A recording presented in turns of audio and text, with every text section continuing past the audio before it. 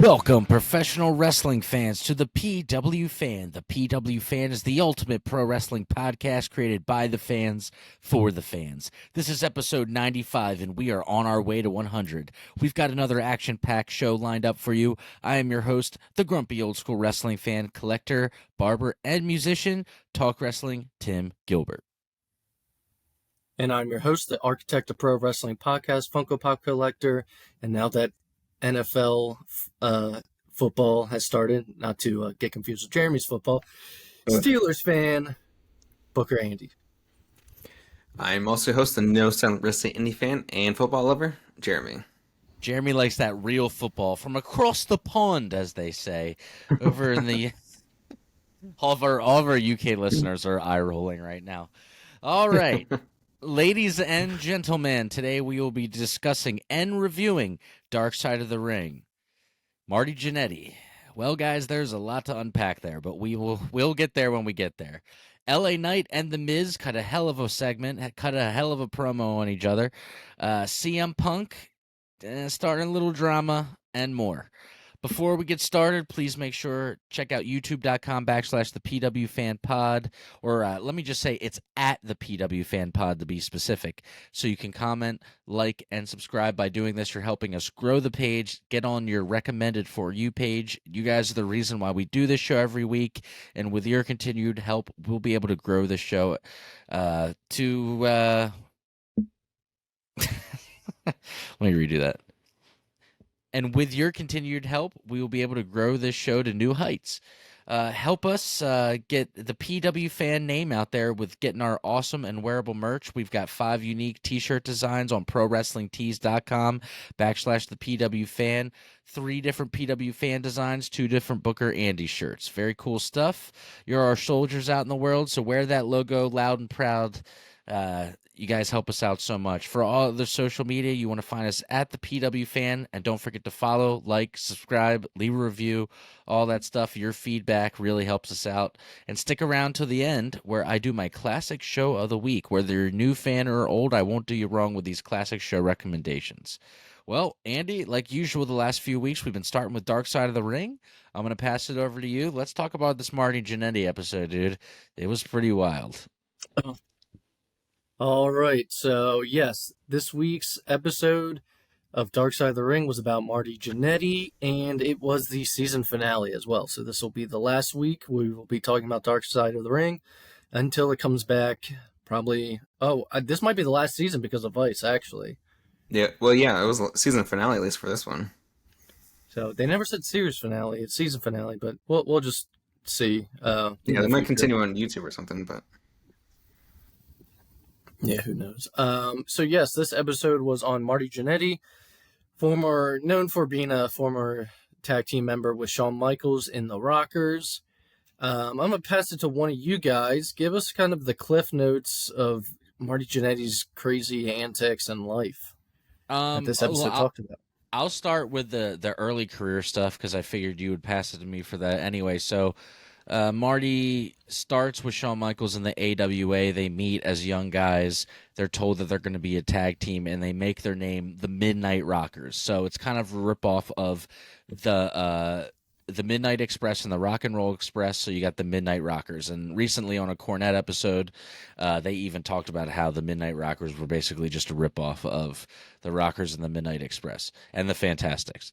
So they're doing that for a while. They're getting over in the AWA. They get an opportunity in WWF, and keep in mind this is very much the Cliff Notes version, but they get an opportunity in WWF. Now at this point, they're known for being big partiers, young guys, lots of women, drinking, blah blah blah, drugs. So when they get to the WWF, their reputation has already made its way there. And there's a guy named Jimmy Jack Funk, and they're out in a bar, and he comes up to him and he says, "Hey, I heard you guys are big partiers," and then eats a glass. So then Shawn Michaels is like, "Oh yeah, watch this," and then breaks a glass over his head, and then they tear up the bar apparently. Long story short, the next day or that week, Vince McMahon fires them.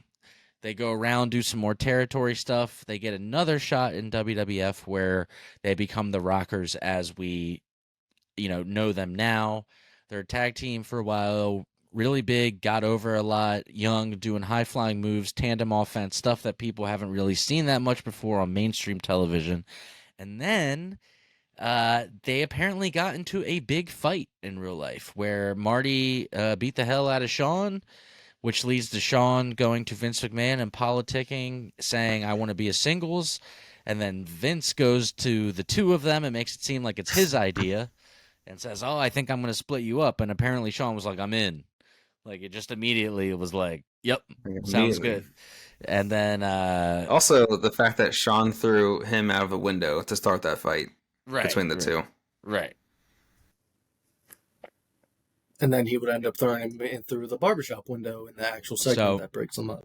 So then it culminates in a big segment on the barbershop with Brutus the Barber Beefcake, where Brutus the Barber Beefcake is playing the character of like the mediator. He's like, come on, guys, can't you work it out? Blah, blah, blah. They make it seem like they're going to for a minute. Boom.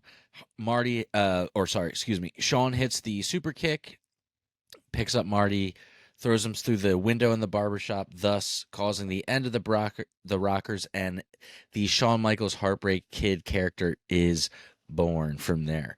So, and from there, Shawn Michaels goes on to be probably the best wrestler of all time, arguably, and Marty Jannetty, unfortunately, has a lot of personal demons and problems, and he does not have the same path.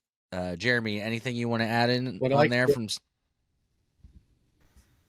Well, what I was going to say before Jeremy talks is that what I got out of this episode is that Marty Jannetty kind of is the one that stood in his own way when it came to opportunities and going further. Yes. Yeah. He seems like he had a lot of the I don't want to say typical, but like the common issues, I guess, that a lot of wrestlers had back then with the drugs or alcohol and everything else. But the one thing that I thought was like wild towards the end of the episode was him, like, first I thought it was kind of funny that he only posts on Facebook, like he doesn't know any other social media platform. But it was just thought like that was like perfect. That was what he should be on. But yeah, we should he add posted about sorry. No, you go ahead. I want you to finish what you were saying first, and then I'll get into his ankle injury. Oh yeah, his ankle. That was, if you didn't see it in the clip, that was awful. But yeah, so he would post on Facebook, and he called them wrestling storylines, basically, as like telling stories. But then he said this one about basically killing a person who, when he was 12 or 13 years old, behind a bowling alley, because the guy was basically trying to, pretty sure he was like insinuating that he was trying to rape him, like the older guy was trying to rape him, and then he ended up killing him, and then he was like, if I did do it, then... Worst storyline for wrestling ever. It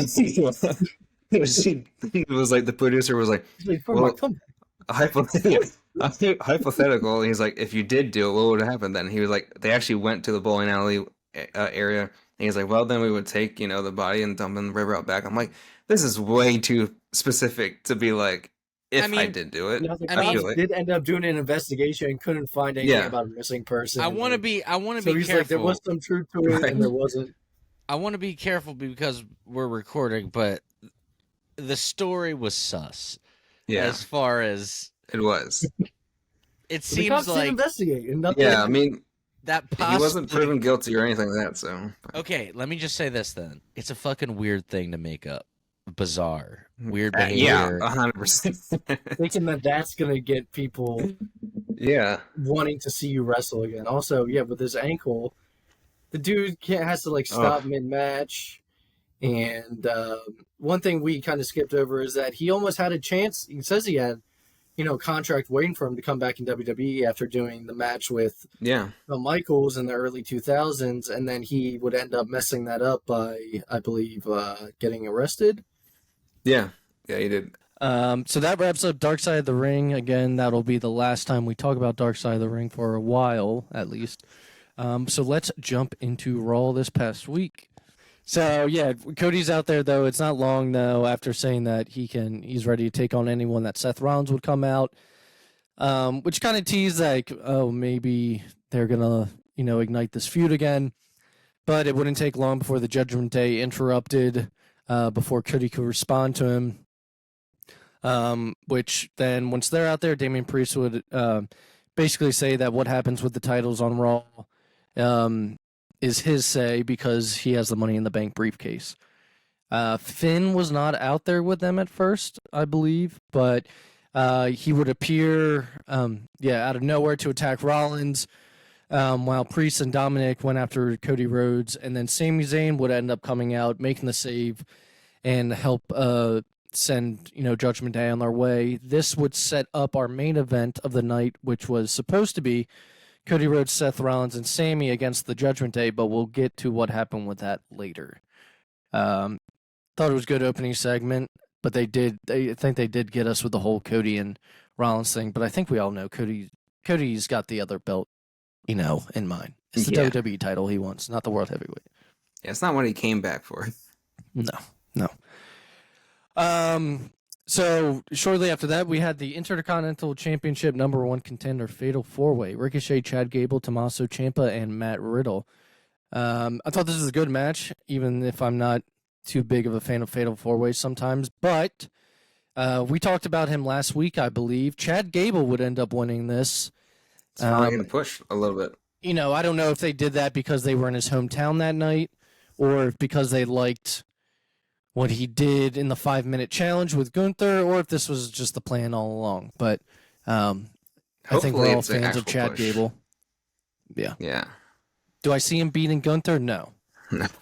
So, yeah, Chad Gable would be there. He would have a nice moment out there with his son, who he picked up and carried around the ring for a little bit, who was also dressed in a matching singlet of Chad Gable. Then we had a segment with Becky Lynch, I believe, and she would deliver a promo about facing Trish, I believe, this week, as in tonight. Sorry. Easy, Andy.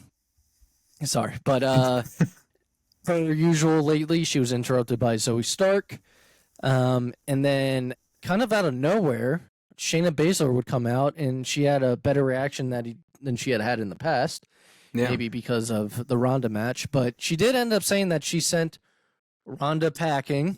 So I think we are to believe that Ronda is done with WWE, even if that was her last match. She does have a black eye. I believe it's from that knee that Ronda gave her during that match. That looked rough. Because Becky would end up saying, "Shayna, you look rough," and she said, "You should see Ronda Rousey." This would lead though to a match with Shayna. Shayna and Zoe Stark would actually have an all right match with Becky on commentary, which was kind of funny if you saw all the lemonade stuff she was doing. She was drinking lemonade out there. She was doing a bunch of funny things on commentary. And didn't she spray out though, like lemonade at some point? Yeah, but because that's what Triple H said, is you have to make lemonade out of lemons. Gotcha. So that's why she had. He said it in the post press conference after SummerSlam because she wasn't on it. Oh, okay. So he said something like that, and she's been. But obviously, it was allowed on TV, so it's not like she brought out lemonade. Sure, they're good with it though. As far as we're talking about the women's wrestling, and and I'm trying to think of the best way to describe this. Do you feel like there's any part of you guys that maybe feels like the popularity, I guess? I'm trying to think. Maybe that's not the right word. But women's wrestling for the last 5 years has been really big, especially with Charlotte and Becky, and you have big stars, especially Rhea now. But does any part of you feel like some of that might be wearing off a little bit, now that,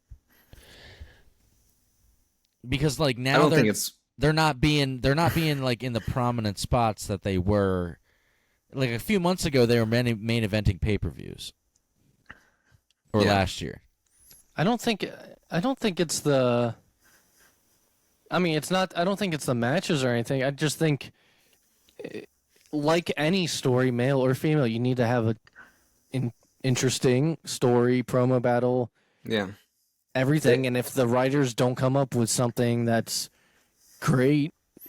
It seems like all the male stuff going on right now has a pretty interesting storyline, whether it's Bloodline, LA Knight, and Miz. They haven't put in a lot more creative, I think, for the women, which if they wanted to have the same amount of the past 5 years of equalness of women and men's.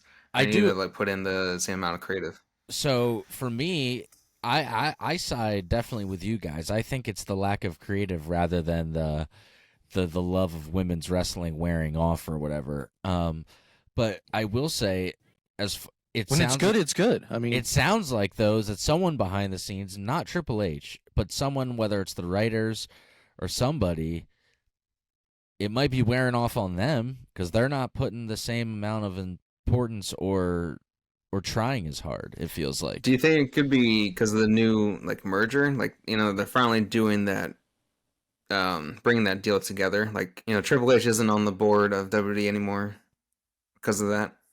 And now, I don't know. I feel like there's going to be some other changes because I don't know what the company is called, but the UFC company and So WWE. so you, I mean, that's the thing. Could things be coming down from the top of this big company being like, we want to see more men stars, or like, I mean, we don't know. This is all Yeah, this is all speculation. Yeah. Technically, Vince is still the head of WWE for everything. Like, he's on the board, he's the chairman again, all that stuff. So has he could been doing change. much though since his back surgery? I don't know. That's I the think question. I mean, it I just feel like people said just- this. it's just weird that women were going from main eventing pay-per-views and Raws and Smackdowns to all of a sudden they're not even not even on pay-per-view. Just weird. Yeah. I don't know. Rhea's still like super over. I think She Ia's pretty wrestles popular like right a now. guy. I'm just Charlotte kidding. Flair's still around. Just kidding.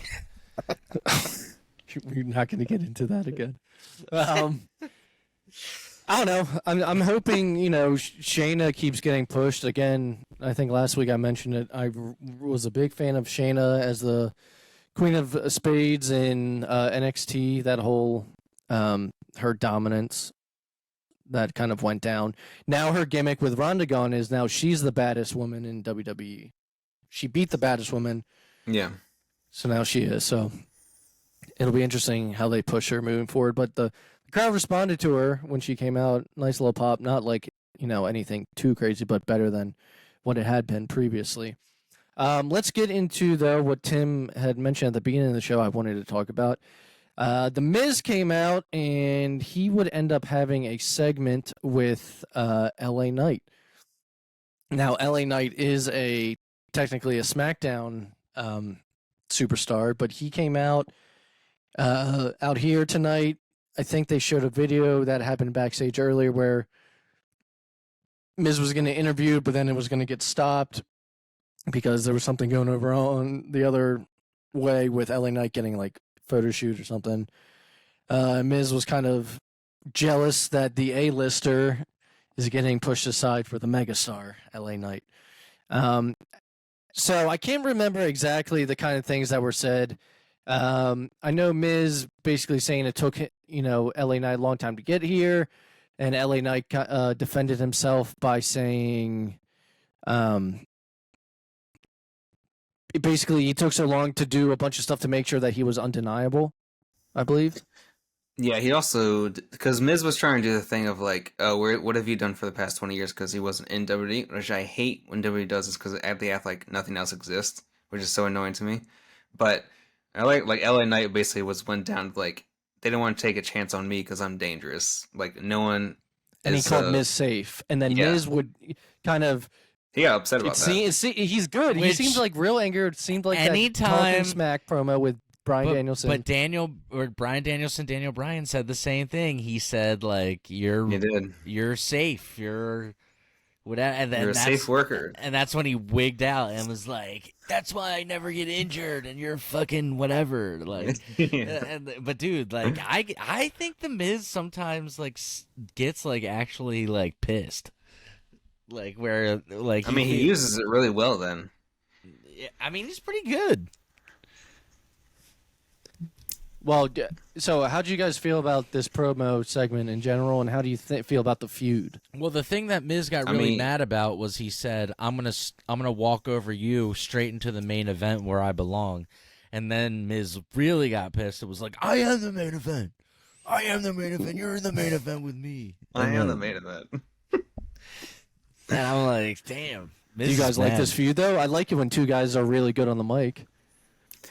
Yeah, I didn't think I would want this one because, like, I don't know, it felt like the Miz hasn't done much other than lose to like Snoop Dogg WrestleMania, but it's actually pretty good. After this promo, I'm good with it.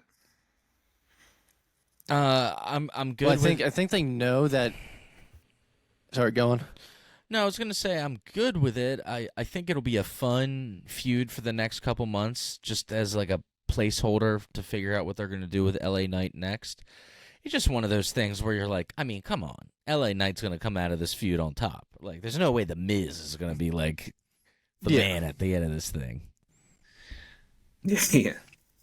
Well, at the end of the segment, the Miz was the man because they would go at it with one another, and Miz would end up putting down LA Knight.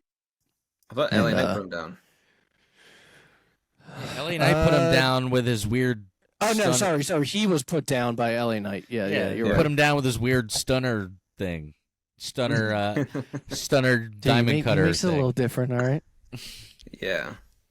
Just because he does a stunner and comes out with a vest doesn't mean he's a Stone Cold knockoff, all right? And talks like The Rock, all right? My man made a super character. This is just the beginning of the feud. We'll have to see where this goes. Sami Zayn would be attacked backstage by JD McDonough, who is now, they finally have found something to do with him involving the Judgment Day and Finn Balor. So Shinsuke Nakamura would end up replacing him in tonight's main event, six-man tag. Shit stain? Kofi Kingston would shit-stain Nakamura. The New Day would return. I think Kofi was the one that was actually injured. New Day returns and defeats the Viking Raiders, who is just, I don't even know what they're doing with them anymore. Have they done anything? They're on TV all the time, but they're like, usually it's been with like the Alpha Academy and stuff. You guys hear? They have like, what are those matches they call it? Did you guys Viking see matches that? Or whatever they do. Did you guys see that Big E pretty much said that like it's not looking good? I heard he was backstage. Yeah, but I saw. I think it's done, right? I saw him post that like it's probably a no-go on him ever wrestling again. God Sucks. damn it, Ridge Holland. I know, bro. Chill. I'm We sure gotta stop doing that. I'm sure he'll come out at some point. I wonder if he'll come out though and do a retirement kind of thing like they've done with some of the Hopefully. bigger That'd be stars nice. in the past.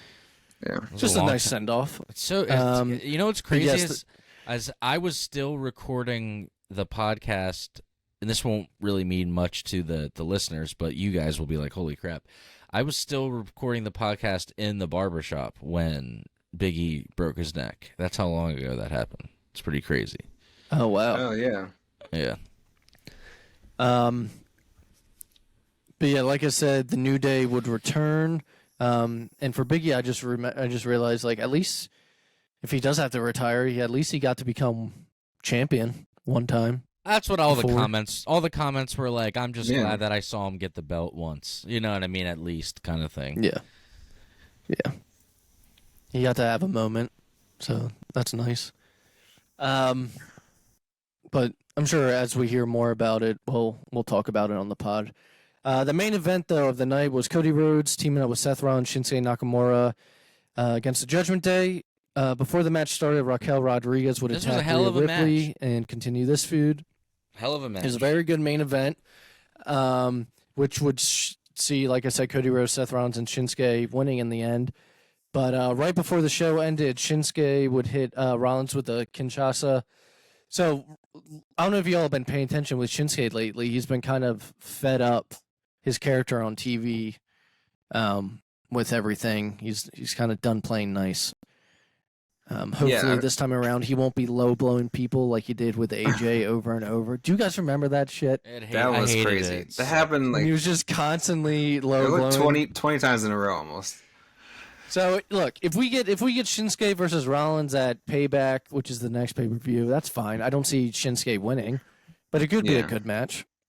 Yeah, I mean, I think a lot of people said Shinsuke and he kind of needed this, but I kind of hope it's the same thing as in like it's an actual good heel run. I don't for know. him. I still don't think they booked Shinsuke. I think they should have given him one more shot with that 2015 NXT push. And I feel like They never did that right. they didn't. They gave him his song back and like blah blah blah, but they didn't do anything with him. Like he wasn't like booked into anything cool. So like I don't think it got the fair shake. They But didn't make him feel special at all. right. So maybe maybe the heel run will be good, but I still don't think that they gave him the fair shake of the babyface run that he deserved to this last For a time. little bit, like right in the beginning when he won the Rumble. He won the Rumble like after not being there too long, only to lose at AJ at Mania. Yeah, but I'm talking about this last run when he was gone for a while and came back after Rick Boogs.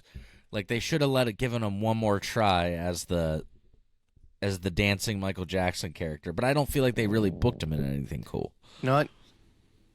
Part of me would like to see him back down at NXT and going for that NXT title again. Sometimes that's been good for people I just can't. I love to Shawn go back down there Shawn for a little bit. Shawn Michaels is my favorite wrestler of all time. I just can't trust him to book NXT. Just can't. It's just too. It's too much. It's just too weird. Well, even Dana Brooks doing better down there. Yeah. Mustafa Ali's doing better. Finn kind of, had that resurgence with the Prince gimmick when he went back. That was before the pandemic, though. I thought that was during. So that'd be Triple H still running it. Yeah, that was Well, then that before proves they his still point. had a. That was before they had a crowd. 2.0 is Shawn Michaels. The Before multi- I mean, bald Shawn was there, but Michaels he took wasn't over. the one running it. Yeah. Yeah. He was more of a producer, I think. Ever since Shawn Michaels shaved his hair, it's gone downhill. He cut off a superpower. Damn it. But that's all for Raw this week. Anything to add before we get into Dynamite? Nothing for Raw. It's better Raw than before. Yeah, I actually thought it was a good Raw this week. I pretty much enjoyed it all the way through. As usual, 3 hours is too long, but it was still a good show. I think I'd say I enjoyed actually everything this week. So let's start off with Dynamite. I liked how it opened this week with the Jericho Appreciation Society mandatory meeting, which resulted in basically everyone walking out on him Everyone quit. and disbanding the Jericho Appreciation Society. I just wish Matt Menard had said, Jericho, this doesn't make my nipples hard. And then he know. would walk out, but he didn't say anything like They that. didn't say anything about his nipples. His nipples are. Sammy would it's be the over, last guys. to walk out. It's over. The nipples. he tried to make fetch happen. It didn't work. They let it go. We still want it. I Jake still want the Hager nipples. would end up saying that he liked his hat. He said, I Yeah. liked that hat. That was his final words before walking out. So, yeah, it looks like Jericho Appreciation Society is kind of no more right now. Daniel Garcia Ty Mello did. still can't cut a promo. She's awful. Still cutting a promo. So, Daniel Garcia did his dance to quit. that was okay. That was kind of funny. He's like, I'm out of here. And the crowd popped. The crowd pops right Yeah. now. I kind of popped for it too. So I stupid. hate that stupid shit grows on me. Except for the moan by Isaiah Cassidy will never grow on me. I still hate that. And don't do it right now. I'm not gonna do it. Tim's doing it. So after that, we would have our first match. Dude, of guys, the night, just real which quick, is the young. Just never forget when he called for him, and you just hear, oh, orgasmic Isaiah. I knew you'd come.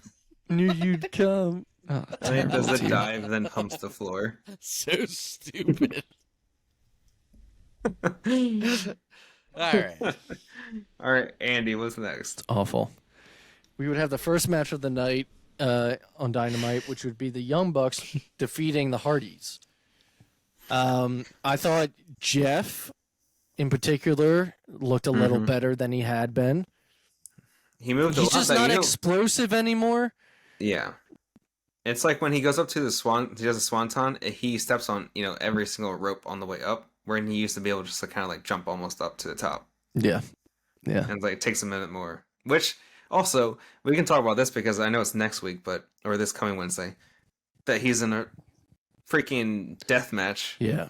So he's in a Texas Chainsaw Massacre death match with Jeff Jarrett. So he's in there with an older guy and it's a broken guy. What is this? And it's a death match. This is 2007 bad TNA. Why is this happening in 2023 And it's on promoting a AEW? game that IGN gave a 6 out of 10. Yeah. It's promoting a game that I'm only going to play because it's going to be on Game Pass, which is what I have. And I paid So it's a free game? And I Yeah. paid $80 for it the day that it came out. God damn it! So whatever. No, not Fight Forever. No. No, this Oh. is there's a Texas Chainsaw Massacre game that IGN didn't give a very good score, and so this is Yeah. called the Texas Chainsaw Massacre Death Match. Oh, Yeah. it's gonna be terrible. Why do you have Yeah. to do this one to Jeff Hardy? I know. I don't like when any And also, promotion what's the does story these behind things. it? Yeah, Dude, I don't no. like It's just thrown together for no TNA, reason? bro. it's like TNA. it's like people can make fun of like WWE doing like their Mountain Dew match or whatever, but then AEW does this, which is the exact same thing. And I hate it. This is going to be the Dude, story. He's I like, wonder if they're in Texas. the story he's going to be like, dude, you remember in 2006 when at Final Resolution when you beat me in the King of the Mountain match? And then, because Tony Khan's a mark for that shit. And then he's going to be like, yeah, let's go, brother. And they're going to bring back some shit from like 30 years ago. And he comes And out to everyone's gonna be like, Modest by Peroxy Wajan. He's going to come out by Modest. He's going to come out with his TNA theme song and have his TNA belt. Oh my God. Comes out as Willow. Oh no. Speaking of TNA, I finally saw the clip for the first time of when Sting turns Joker in front of Bobby Roode and puts the black paint all over his face. I hate it. I might even have a little Joker left in me. It's so bad. It's awful. Oh. The crowd was loving it. And he's like wearing Ed Hardy t-shirts. Like, so- Yeah. The one thing that I also saw that I recently saw that WWE's doing now is obviously since AEW has a video game, they're marketing theirs as the top rated wrestling video game. Like they didn't yeah, used to say they that. didn't have it before because there was no other one They had competing. no competition. So now they're actually saying like, oh, we're the best wrestling video game, which I thought was interesting. They switched it up. I mean, I play Fight Forever like weekly, but I will say that it is glitchy and there are problems with the game for sure. Yeah. Still on this segment though with the Hardys and the Bucks, I remember Excalibur was on commentary and described the Hardys by saying "work smarter, not harder," which is basically the nicest way of saying these guys aren't the guys that you remember. No. But so afterwards, though, one takeaway from this is FTR would have a confrontation with the Bucks, and the challenge would be accepted for their match at All In.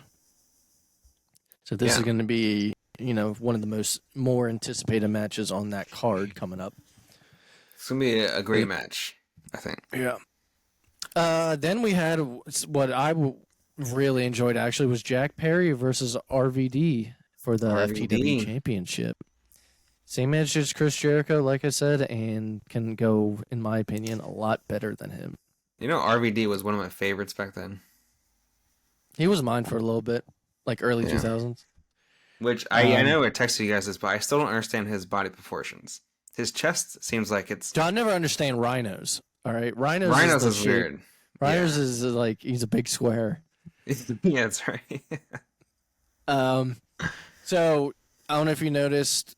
I found out later that Jack Perry's tights were supposed to poke at Jerry Lynn. Jerry Lynn's tights. I thought he was. I I believe thought they were like I a- thought maybe he was wearing actual Jerry Lynn's tights. Like I wasn't sure. Like I was like I didn't know if Jerry Lynn like gave them to him to wear or whatever. But yeah, I knew right away when I saw him what he was trying to do. Yeah. Yeah, because people showed flashbacks to when they wrestled in those same tights. So how do you guys though think about how RVD, 52 years old, did in there? He can move. That spinning drop kick off of the yeah, off the ring onto He, Jack Perry. murdered him. Great. Yeah, and even as like the frog splash looked better than a lot of people's Frog right splash now. looked great. He even like hopped up to Rolling the top Thunder. rope. Yeah. Rolling Thunder on the Everything chair. looked great. He looked really good. He looked better than some of the recent things I saw on Impact in the last few years, actually. Yeah, I think he got more in was. shape recently too. He was like sweating like crazy like 10 minutes into the match, but that was the only thing. But yeah, I actually really enjoyed it, and it's getting Perry over more as a heel. Yeah, do you think they're gonna keep doing that with like Jerry Lynn coming out and then having a new wrestler, or no? I don't know. I mean, what other I don't ECW know- guys who I come don't know out how besides many- like Rhino or Tommy but my Dreamer? thing, my thing besides Rhino is, and I guess Tommy Dreamer, but like who else can still even go? You know, from that Yeah, RVD was like a Like, miracle. really actually go. Bubba. Yeah, Bubba can go. I don't want him on the show. Come on, Bubba can still go. I love your bully Ray. Other than that, I can't think of who. Maybe Chris Benoit. Oh my god. Okay, after Jack Perry and RVD, we would have MJF and Adam Cole at the trampoline park, which I thought was a hilarious segment. MJF did not want to be there until he found out that there was dodgeball, and he would just be pegging little kids with That was funny. dodgeballs there. This would eventually though lead to an in-ring promo segment with the two. And MJF thought they were out there to do a promo battle. Who MJF would end up, I forget the line, but He said, says, "You're pale. If he wasn't, I don't know, you're so pale white. yeah, skinny and pale that if this was the '80s, Hogan would have snorted you." Yeah. There we go. That's the line. Thank you, Jeremy. Yeah. But no, the real reason they were out there is like, according to Adam Cole, is he wanted to challenge for the ROH tag titles on the 0 hour of All In. Now, how do you feel about Adam Cole and MJF on the 0 hour? I mean, Do you think it's done to get eyes yeah. on there? I mean, it definitely is, but also like I would have had a problem if they weren't wrestling in the main event too. And like that was all they were doing. Yeah, that would be a bigger issue. But they're like wrestling as a tag team, which is more of a comedy act than like the main event is going to be serious. So it's to draw eyes, you think? Yeah, and also I think it's probably a good idea to like have this match. Well, then they have a and probably long one break other- before the main event. Yeah, they'll have like probably 3 hours because you know the Aussie show's gonna Open's be- awesome though. They are really They're the good. ROH tag champions right now. I don't think MJF and Adam Cole are going to win, but No. Maybe that's when they turn on each other right before the main event, like the Yeah, day 'cause- of their actual match. everyone's going to want to watch that too to see if that happens. Yeah. No, it does get eyes to it, I'll admit. Yeah. But continuing with the segment, Roderick Strong would end up interrupting, and he would end up siding with the Kingdom. Roderick Strong is And so Ender, annoying. he's also a terrible promo. He's like Yeah. up there with Jeff Hardy on the mic. I But just want to know I believe where all my MJF would freaks basically- of the night are. Dude, when Jeff My Hardy creatures! where's my creatures of the night? Dude, Jeff Hardy on the mic was terrible. I just saw him do like that in a promo against Ric Flair and AJ Styles in the ring. So bad. Oh my god. And he's wearing one of those beanie caps with like the brim. I mean, Yeah. like, Yeah, that was in like that 2010. was awful. Yeah. AJ's wearing the Ric Flair It was robe with terrible. the feathers that fall off. So bad. Actually, he was in there in a brown suit at that time, but Okay. Yeah. but when he comes out the ring, I'm sure he was wearing it. So yeah, you side with the Kingdom, and I believe MJF would end up like kind of like putting down Roderick Strong, and it would cause That was friction actually- between him and Adam Cole. Yeah, it was another good one because he basically, he had the was it the what He chance or belittled the him. yeah chance going with MJF when he was cutting that promo because he's like, I want I you to don't go remember. home, and he's like, I want you to go to your bed, hug your Hello Kitty pillow, and he's like, put some Taylor Swift on and shake it off, you bland bitch. Yeah. I knew there was some line that got me. Yeah, that was it. Yeah. I thought that was pretty good. The crowd popped for it. Yeah. Moving forward, the Blackpool Combat Club would defeat the Lucha Brothers, and then Darby Allin would interrupt the Millwall Embassy. Sting would return, I guess, from quote-unquote injury, and he would take them all out with his baseball bat. And then our main event was Hikaru Shida defending her women's championship against Anna Jay, and she would end up beating her. So that was Dynamite.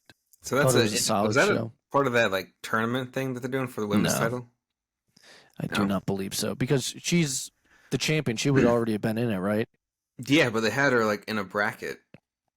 Like she. Well, had, so like, Tony Storm, yeah, she was in it, and Tony Storm got a bye. Yeah, but it seemed like So Sheeta had to still win a match. it might have been then, I don't know. but this was for the belt. yeah, that's which why. is odd. Yeah, it was weird. So that's why I'm like, it should have been. Yeah, no, this wasn't for the bracket. As I'm looking, it was for the belt. okay. So Sheeta was already part of it, and Tony Storm got a bye. So there was 2 more slots that Okay. need to be filled. Anything to add to Dynamite before we get into SmackDown? Nope. All right, SmackDown. Charlotte Flair versus Asuka would open up the show, and it would end in a no contest when Damage Control would attack. I don't know why they needed to do this though, because Io Sky is the champion right now. You know why? Why do they need to do it? But I just think this all leads to her versus Bayley at some point. I think so. Dakota Kai is still injured. I thought Bailey was going to do that thing like Christian's doing right now with the TNT title, where she's like, "We're the champions." And do that thing. Which is still hilarious to me. Yeah. More of that happens. We'll talk more about that on Collision. AJ Styles versus Karrion Kross. Good match.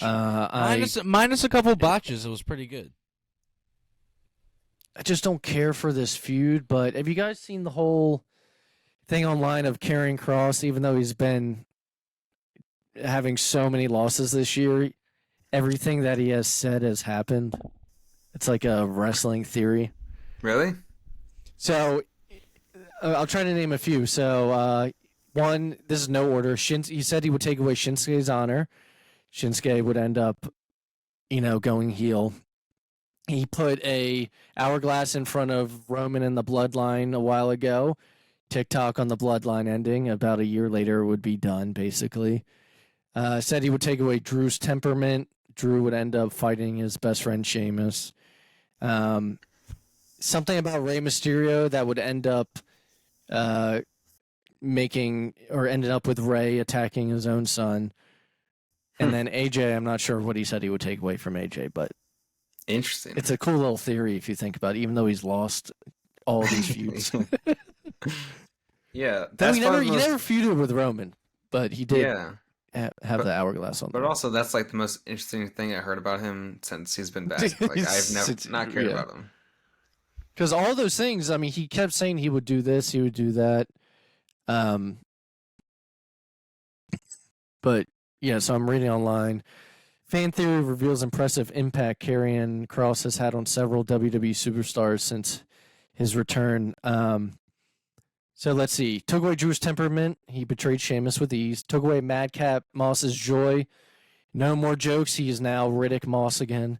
Took away Mysterio's patience. Then Rey would end up hitting Dom. Took away Nakamura's honor. And then, yeah. So I think it's pretty interesting. But yeah, you're right. It's the most interesting thing with Karrion Kross since Karrion Kross has been back. It's his best thing. It's his best thing he's got going. I don't really care for this feud. I think I feel like I've seen this match 3 times now.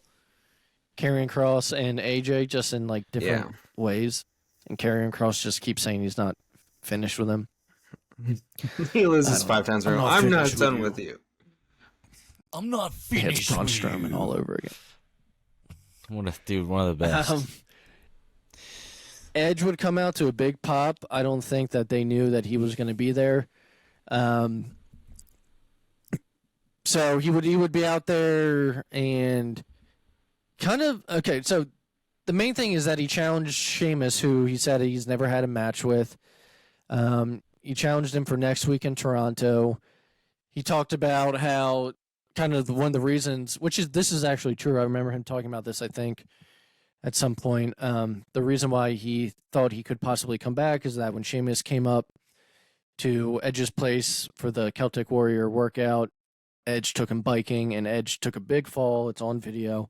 And he was fine afterwards, and all these people would end up coming. Like, if he can do that, like, fall like that and be fine, like, why couldn't he get in the ring?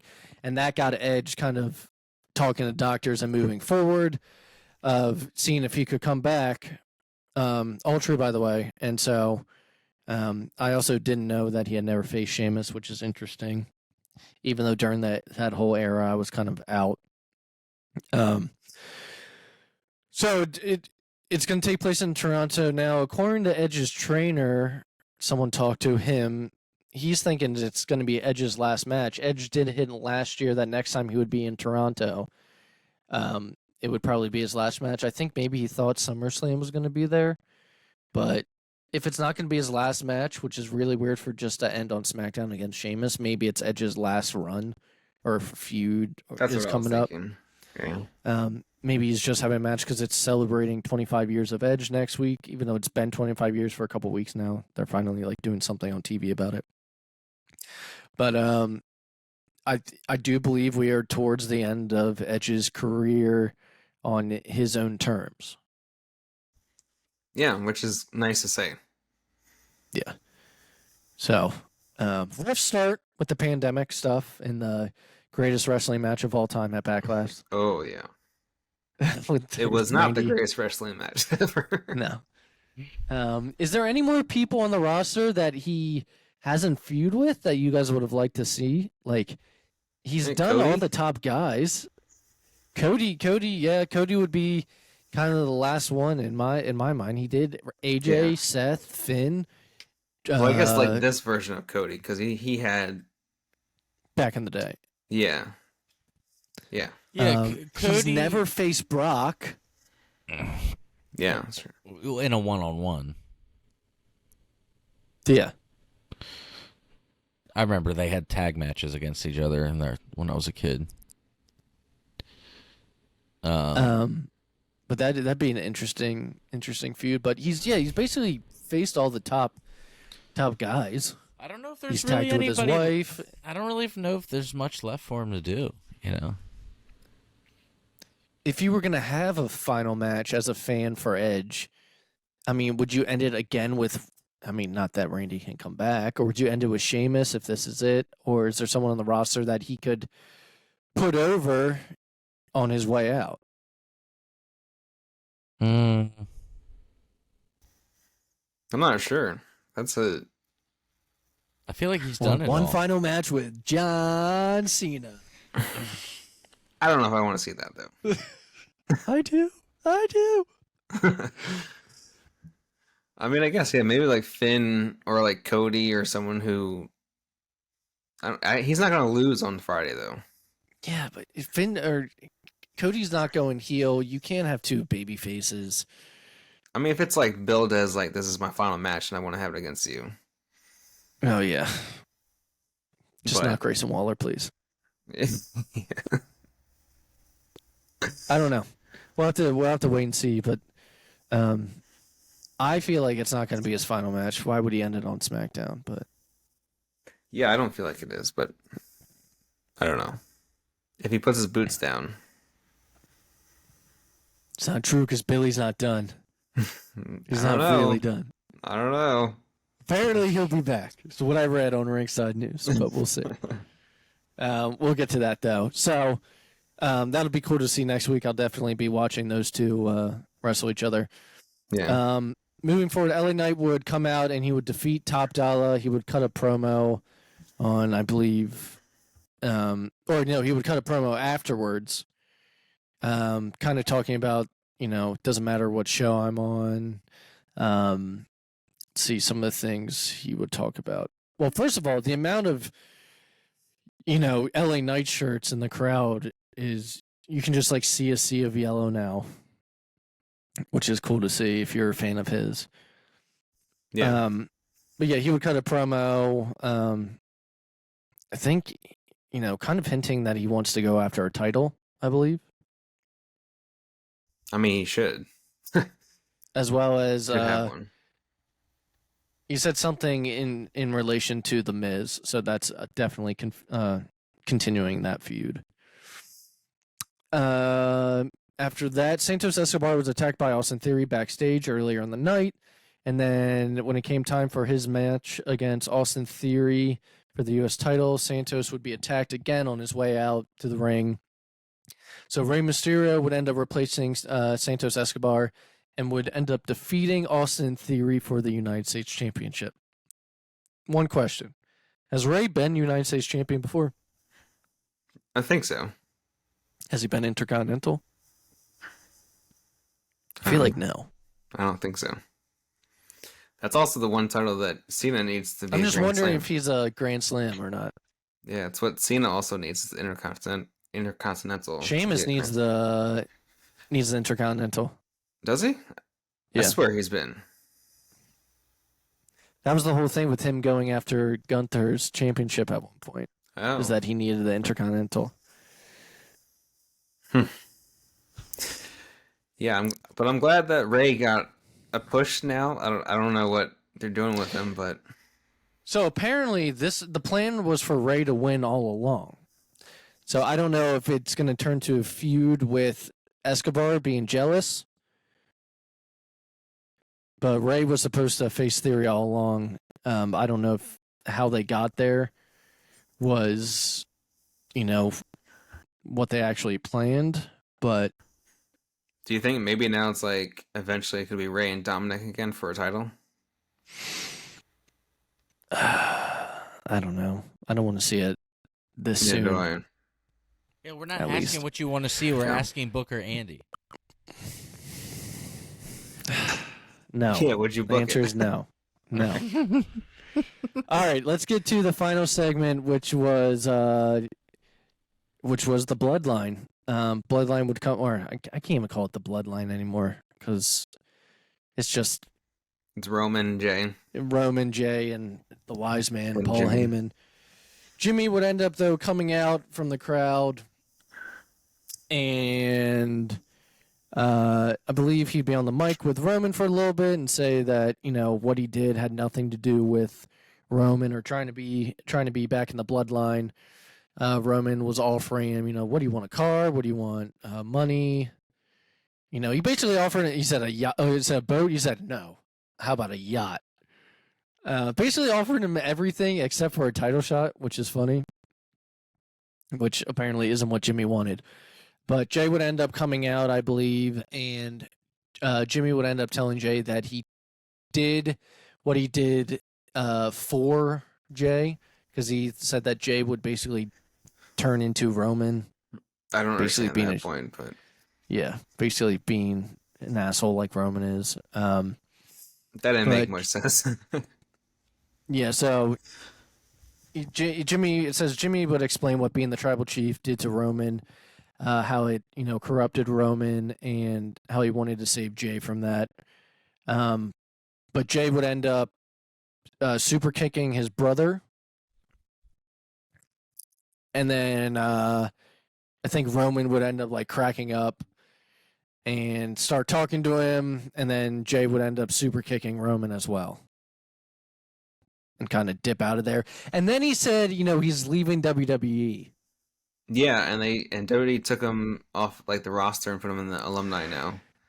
So okay, first of all, dummies online are like, he's going to AEW. It's like, dude, That's so stupid. he's not fucking going. He's not announcing on live TV. He's going he's Yeah. quitting WWE. He didn't actually People quit. online, what makes more sense is other people online saying, and I don't mean like a source, I just mean like fans are like, this is a way to bring in Rikishi to settle stuff between Hey, it could be. the two brothers. Yeah. That makes more sense than Joshua Fatu is now all elite. Yeah, right. Because Like so stupid. why would AEW even do that too? So dumb. So, Yeah. I just don't think. But it looks like I did read though. I think the Bloodline is taking kind of a break for a little bit off of Yeah, television. well, Roman And this will isn't give other advertised. people though. This will give other people time to shine and get over because that spot takes up a lot of TV time on a It 2-hour show. does. But also, Sometimes Roman's they not have an going to be opening there. segment and a final match at the end yeah. of the night. But also, there's going to be no title other than the, US title? Yeah, now it's in Rey Mysterio's hands. Yeah, because Roman's not going to be there until... And let's admit, Sami and Kevin are both champions, but they're never on SmackDown. Yeah, maybe they can come over now. Well, isn't Kevin like a little hurt? I think he is. That's why Sammy's doing a lot of stuff right now. So what do you think, Tim, of this whole Bloodline segment? Me and Jeremy have just kind of been talking the whole time for this segment. It's one of those things where actually I like it. I actually like the whole main event Jay thing. I like that Jay is like quote unquote like gonna do like the whole like I'm running off and I'm gonna do my own thing and be not a vigilante, but he's gonna like just be like his own free agent kind of thing. Like that I'm kind of cool lone with. wolf. The lone wolf. I'm kind of cool with all that, but I mean the bloodline's gone at this point, right? Like it's not the same. Like it'll never be like how it was. Do you think for the people that are getting like bloodline fatigue, as you could say, that they're like, they're like, I'm getting bored. Do you think if all of them are off TV for a little bit, that'll make it Yeah, but I mean, it's kind like of be popular again? I think we've all been worried about that since we originally talked about like when Cody didn't win the title at Mania. We were all like, dude, like, I mean, how long is this going to go on for? But I mean, I'm gonna be honest with you. During the pandemic era, I was over Roman being champion, and then like they got me back in, and now I'm just like, okay, how much longer? So they're gonna have to do something to get everyone's attention again. That's why that bottom of the third excuse now doesn't work for me anymore. I'm like, it's been like the bottom of the third for like almost a year. it's like we're in the second How many inning, innings pal. are in baseball? 9. Like, let's get some outs going then. 9 innings 9? in baseball. Yeah. We're only a third. It's been 3 years. By that number, it's been 3 years, and we're only a third in. That means 9 years. It's in a year per inning. Yes, brother. That's ridiculous. When it's over, Roman's gonna retire. Yeah. That's how it ends. He ends through retire. It ends through retirement. Yeah, no one beats him. He retires as champion. No one beats him. Oh my god. Okay. Well, if you guys don't have anything to add, we can get into Rampage super quick. A few things I wanted to talk about. I got nothing right now. Luchasaurus would attack Darby Allin after Darby defeated Brian Cage to continue this feud. Orange Cassidy would defeat Johnny TV in an international championship match. Afterwards, the Blackpool Combat Club would surround the ring. I wonder why. I still say we're getting. You think we're getting Moxley and Cassidy versus? Oh yeah. Each other at All In International Championship. Oh, it could be. I don't know. Gets both on the card. I was just gonna say. I wonder why you put this next match on here. Talk about. You didn't read the last part? The last part after the names? I had to put it on here, but we had Saraya defeating Sky Blue in order to advance in the all-in match. So right now we have 3 of the 4 competitors: Saraya, Shout out to Sky Blue. Hikaru Shida, and Tony Storm. Shout out to Sky Blue's ace. All right. Because she's got a fat one. Oh my god. So yeah. Jesus. Kyle Fletcher and Sky Blue. Take a cold shower, boss. So yeah, Saraya though and Tony Storm are part of the same group, but they're going to be going against each other in this fatal 4-way. We still need the last one, and I don't know who the last 2 to go at it. Britt Baker and Ruby Soho, I think. Yes. I don't know if it's Ruby Soho. No, it's Britt Baker and the Bunny. Yeah, the bunny. That's what it is. Yeah. I really hope Britt Baker wins the whole thing. I'd like to see her champ again. Yeah, I was more invested in the women's division on AEW when Britt Baker was the champion. I thought she Yeah. was better. They just gave it to Sheeta though, I know, but and they had confetti.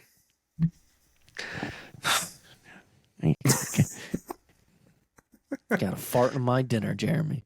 What the hell are you talking about? That's all I want to say.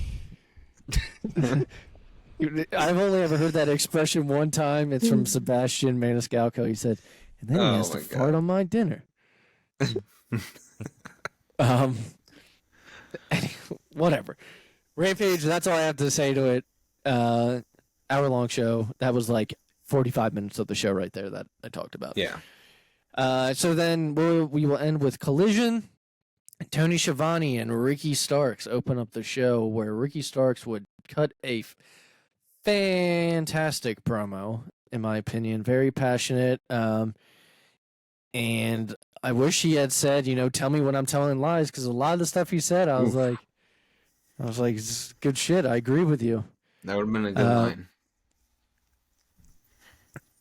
What did he say, though? He said he compared what he did to Steamboat to a parent spanking their kids. Yeah.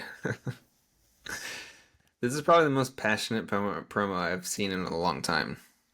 Yeah, Ricky Starks would end up saying that he was suspended for 30 days for attacking Steamboat. But then, the reason why he attacked Ricky is because actions have consequences. And Starks would end up saying that he got his manager's license, so he would still be on the show every week. Yeah. But even though he's a heel and he cut a heel promo, the crowd was eating it up. What do you guys think of it? Yeah. He's gonna be a heel, but a heel that people cheer, basically, which I know is ironic, but I feel like you can cut a great promo, people are gonna like you. Yeah, I feel like in most places people will cheer Ricky Starks because they know who he is and they want him to be doing well. And like this, I guess the not so wrestling cities that they go to, he's gonna get boos. How about you, Tim? Yeah, I mean, I kind of agree with Jeremy's assessment on the whole thing. If it's not a wrestling city, he's going to get booed. What do you think of his promo? I thought it was good. I mean, I don't know. There's something about it where, I mean, I get that this is one of the more passionate ones he's done, but I'm still having trouble buying into the whole thing.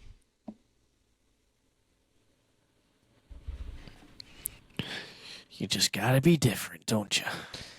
What? For Ricky? No, I'm just kidding. I feel like I'm not the only one. I was just saying, you gotta be the different one, don't you? No, I don't feel like I'm the only one. I thought we all liked Ricky. I do like Ricky Starks. I just am not all the he's way. against your boy Punk. I'm just not all the way. When he's against Punk, Tim's like, I hate this guy. You know what it is? No. I like Ricky Starks. I just don't think this is Ricky Starks' like final form, so to speak. Like I think there's gonna. He has. Well, I was about to say I don't think he's at top championship level yet, but he's on his way there. You know when you like see. I don't think he should hold the belt or anything. Like I used to love Edge, right? Like, well, I mean, I still love Edge, but I loved Edge in the early 2000s. But I kind of knew that Edge was like something about it like wasn't right until he became like the rated R superstar, and then I was like, all right, now superstar. I mean, and dude, and this is holding in high praise. I'm talking about Edge and Ricky Starks in the same sentence, and then also Roman. Roman was always good, but something about the dog, the big dog, and like I was like, it's just Steve, Top dog, big dog. And big then, dog likes to eat dog food. Don't forget. But then you suffering succotash. But then I feel like when you find it, you find it. I just don't know if this is it yet. No, I think you're right though. I think Ricky eventually something's gonna happen that kicks it into high gear, and then we're because gonna. He's like, very okay. young, and this is like his first character. If you keep putting him with top guys, though, it only is gonna help him get there. No, I agree. You know, he had a feud with MJF. He had a feud with CM Punk. He's hanging with the big dogs. Speaking of big dogs. Hey, MJF's young. Yeah, but he's like a prodigy though. MJF's young, and he's the champion. That's yeah, but true. he's kind of like a freak of nature. He's not like normal. I think he's been wrestling less than a decade. It's like, yeah, he's 25, but he's actually like has like the experience of like a 60-year-old wrestler for some reason. He's just like a freak. I don't know how it's crazy. possible. So moving forward, the Acclaim would defeat Iron Savages without Daddy Ass at their side. They would come out with his boots, and during their entrance, Anthony Bowens would say, "Scissor me," and he wanted to say Daddy Ass, but there was no Daddy Ass to scissor. God, show that what I just said to someone that doesn't know wrestling or anything. I know. That whole 10-second clip of what I just said.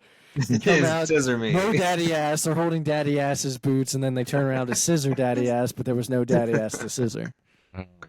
God. Why I There's love our wrestling. clip of the week. Clip it. Speaking of Anthony Bowens, I finally watched him on Chris Stefano's podcast. It was actually really good. It was interesting. Also, friend of the show, Yeah. Who?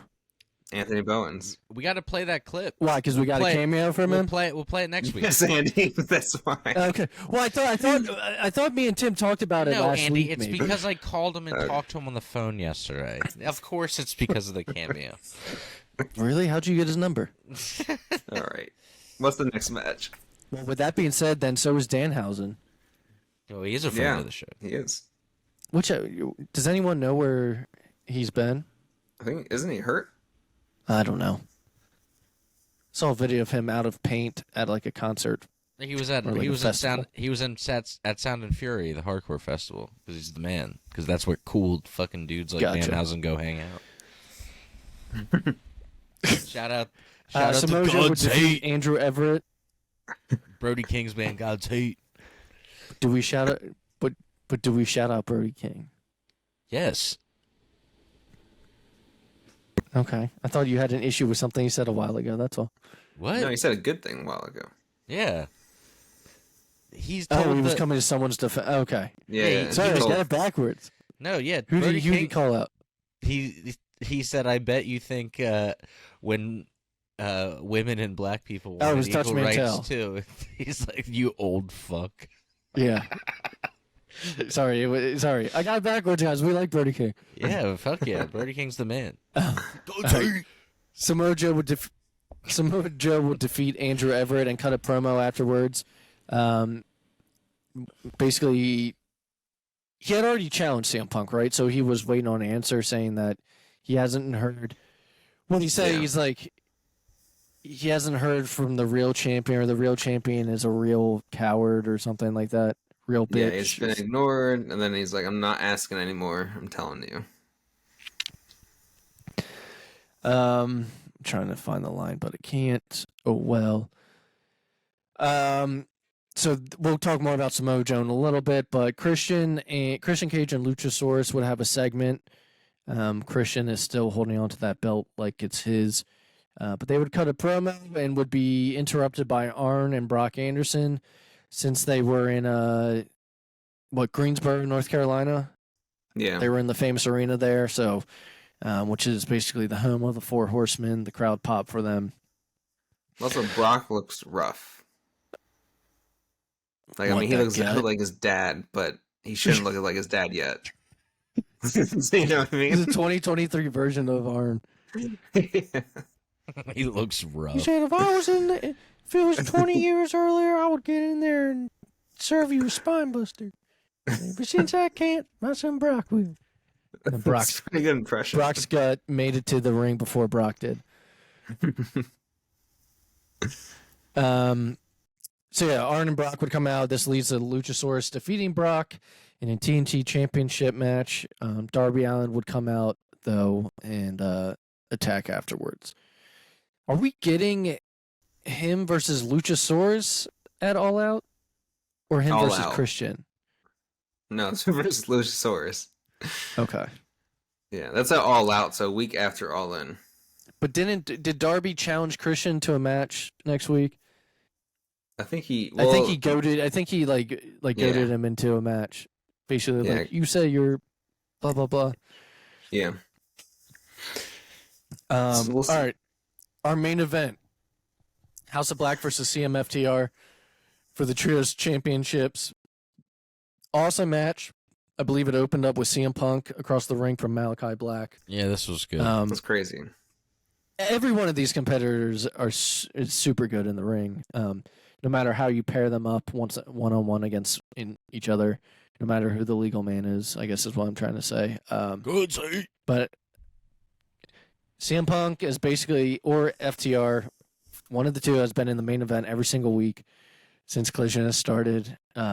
It's been known that Collision is a House of Black show. They're not on any other one of AEW's television shows. So to kind of get the top, 6 guys in one match was cool to see. If this didn't get ratings to Collision, it's going to be hard to find something else that would get people's eyes, on the product.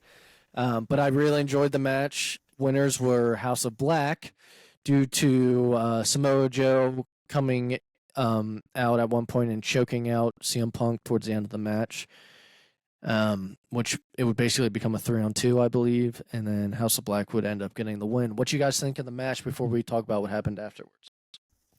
The match was good. I liked the spot because I was waiting for it for CM Punk when he sat cross-legged, and then Malachi sat across from him there.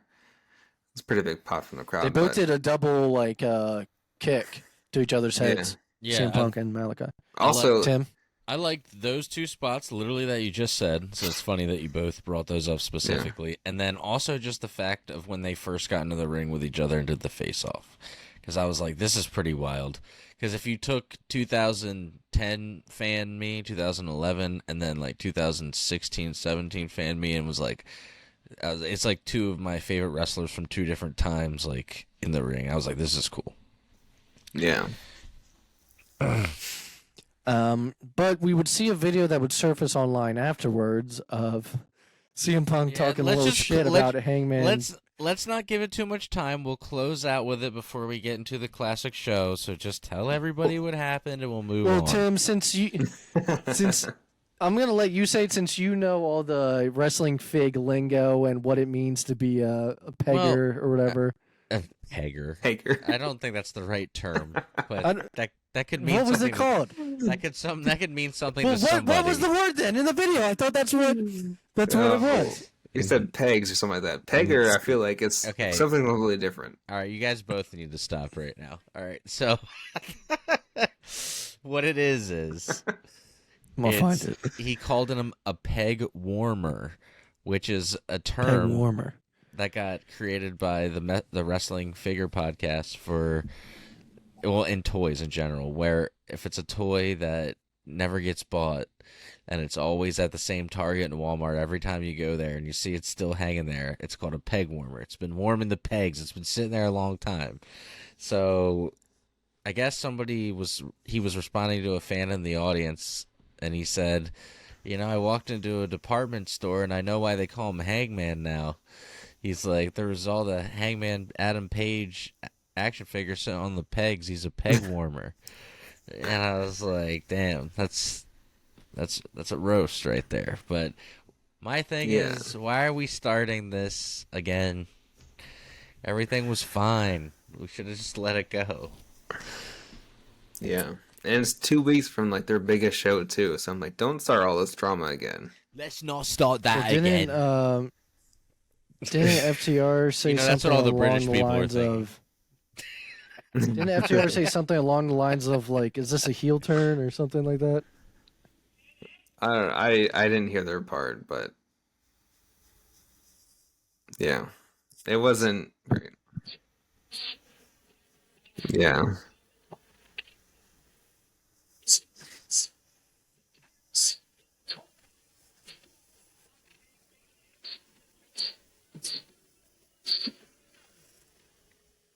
All because someone had a sign that says this is Hangman Country.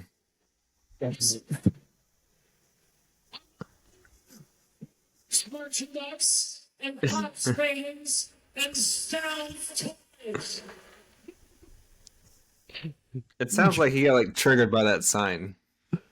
But doesn't he know people are gonna? There's always It after makes me Dynamite went off laugh. the air, after Raw went off the air. He's always been like this, though. He was like this in WWE. It's not anything different, you know? Yeah, but the situation happened before because of Yeah. this. So it's not like he's feuding with Hangman One like, in time- a storyline anymore. One time Everyone knows they don't get along. One time he Yeah. was in the audience at the WWE show, like after a match, like he was like leaving through the crowd, and some guy like touched his shoulder, and he thought it was like this one guy that it wasn't, and he just turned around and like literally bitch slapped this dude like across the face like as hard as he could. Like he's a wild guy. He's always had some. Remember when he was cutting that promo in the stands when he was in WWE, and this one guy kept pushing him, and he turned around like just punched him in the face. No, that's the one I'm talking about, where he hit the wrong guy. Oh, that's one. Yeah, Yeah. That was a fist. He didn't. That wasn't a open. That wasn't a slap. That was like a closed fist.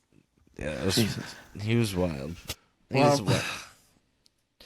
All you right. know, it's not like they're always separated. They have to be together on pay-per-views and stuff, so it'll be interesting. I Well- just hope nothing stupid comes out of it again. But yeah, Tim, take us out of here. Well, that's wrapping up this episode 95 of the PW Fan. We thank you for joining us, and we can't wait to be back next week. Before we go, let's close out with a classic show of the week recommendation. So you got some homework tonight. You're going to be going and watching Destination X 2007. It's for free on YouTube in high quality. So opening match in this is pretty stupid, but a ghetto brawl. The Latin America in Exchange, Homicide, and Hernandez versus the Dudley Boys. You got James Storm against P.D. Williams. You got actually Billy Gunn, of all people, Daddy Ass himself, versus Romeo Thomas, and Christy Hemme is the manager. Chris Sabin versus Jerry Lynn. Speaking of Jerry Lynn, more characters from today's wrestling peering up. Rhino versus AJ Styles, Kurt Angle versus Scott Steiner, Sting versus Abyss, and Christian Cage versus Samoa Joe. So 2 current AEW guys. So yeah, this is an old school TNA pay-per-view. I just saw that it was, free and high quality, and I remember actually ordering it as a kid. So hopefully you all enjoy. And that wraps it up. And until thank you for joining us. We can't wait to be back next week. Until then, keep loving wrestling and take care.